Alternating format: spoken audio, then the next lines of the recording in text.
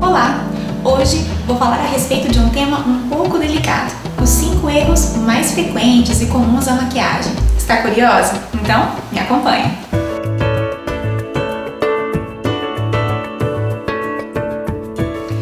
Olha só como eu estou linda! Tô brincando, tá horrível, né?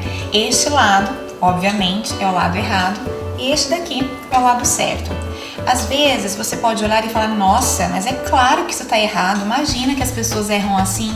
Pois é, por incrível que pareça, existem estes erros com frequência. Por isso, eu escolhi o top 5. Vamos começar com o primeiro. Sobrancelha. Olha só a diferença deste para este. Este lado está esfumado e a ideia é essa. Quando você utiliza o lápis, que normalmente as pessoas gostam, é muito mais fácil de ficar carregado e a ideia não é essa. Se você deixa a sobrancelha muito escura, dá um ar de bravo e carregado. Então a ideia sempre é utilizar sombras ou tonalidades de lápis que sejam mais próximas do seu tom de sobrancelha. Sombras. Este lado está mais esfumado. Eu fiz um olho, na verdade, bem leve, bem simples, mas apenas para mostrar para você como deve ser esfumado, ou seja, sem demarcações. Já esse lado, veja bem, além desse puxado de gato, que é muito comum as pessoas fazerem, o que não está errado, só tem que tomar cuidado quando fica extremamente demarcado e a diferença de tom é gritante. Aqui nós temos o tom escuro e logo a iluminadora muito clara. Não tem em nenhum momento um tom degradê, um tom intermediário, para que haja a composição de tons. Veja como neste lado eu tenho várias tonalidades, mas nenhuma demarcação, só que ainda assim você vê que tem um degradê. Deste lado é tudo muito marcado, demarcado, isso é feio. Então, por esta razão, não utilize nunca dessa forma, e sim o lado esfumado. Lembrando também que tonalidades muito claras rente à área da sobrancelha, ou também chamada de pálpebra fixa, isso carrega o olhar, deixa a expressão, sabe, com a sensação mais envelhecida. Olha só, este lado já está mais um tom próximo da minha cor de pele, por isso que eu indico tons bem claros, mas na pálpebra móvel e nunca na pálpebra superior. Pele. Veja a diferença do lado que é o meu tom correto de pele, ou seja, não há diferença de tom. O máximo, se existe, é muito sutil, porque às vezes você tenta encontrar uma base e não encontra o tom exato. Isto já está errado, então o que você precisa fazer é a mistura, misturar um tom mais claro com um tom mais escuro para casar com o seu tom de pele. Isso funciona tanto para base quanto para pó. Agora aqui eu já tenho o oposto, um tom muito mais escuro que o meu tom de pele.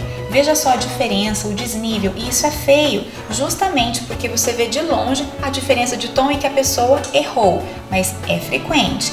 Isso funciona para base e para pós faciais também. Junto assim na pele, nós temos também a área das olheiras. Veja só a diferença, aqui está muito escuro e aqui muito claro. Na hora da foto, a gente brinca que é o famoso urso panda, porque você vê aquele brancão embaixo e logo a gente tem aquele tom muito escuro. Então, principalmente fotos com flash fica horrível, por isso que é importante o degradê da pele. Na hora de fazer a aplicação do corretivo, não passe apenas na olheira, desça até a área das maçãs, justamente para nós termos uma composição correta de cores. O tom da pele de base, o tom do corretivo que é em torno de 2 tons abaixo, ou seja, mais claro que o tom de base, e aí sim, na hora de você deixar tudo homogêneo, não vai ter demarcações como aqui nós encontramos. Ainda dando continuidade à pele, nós temos, olha só, essa marcação. Quantas e quantas pessoas gostam de ficar bronzeadas, o que não está errado, principalmente para as branquinhas como eu.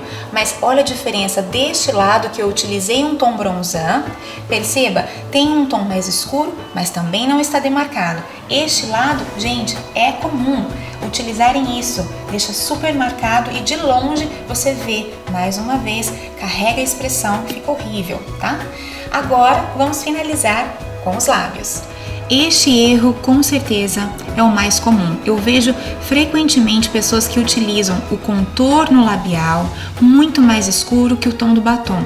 Aqui eu não quero ofender ninguém, mas isso não está certo. O correto é você utilizar o tom de contorno próximo do seu tom de batom ou inclusive o mesmo. Lembre-se, às vezes você não tem o tom exato, mas não tem problema, aproxime, ou até uma ótima opção é você utilizar um pincel com mais precisão e pequeno e com o próprio batom você faz o contorno, porque às vezes você não tem vários tons. Ok, então faça dessa forma. Agora, desse jeito, perceba como envelhece.